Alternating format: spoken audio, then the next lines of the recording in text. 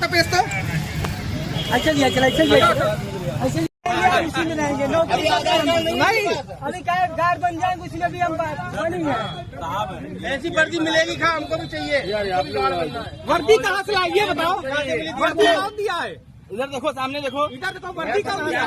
जवाब दो। वर्दी अभी हम जा रहे हैं बनवाने के लिए। मैंने पूछा क्या खाते मिली थी वो बनवाएंगे वो। अरे ये मिली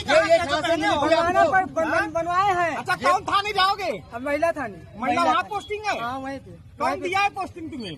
वहीं पे करा रहे हैं हम। कप्तान साहब का नाम क्या है? मिर्जापुर के कप्तान साहब का हम नहीं जानते, प्रधानमंत्री द्वारा यहीं से करा लेंगे। और डीएम कौन है? किसके द्वारा आपको मिर्जापुर में भेजा गया? वही तो जा रहे हैं बनाने के लिए मिर्जापुर में। अच्छा आए कहाँ से हो?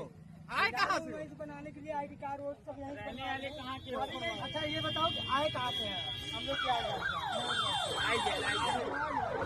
अब तुम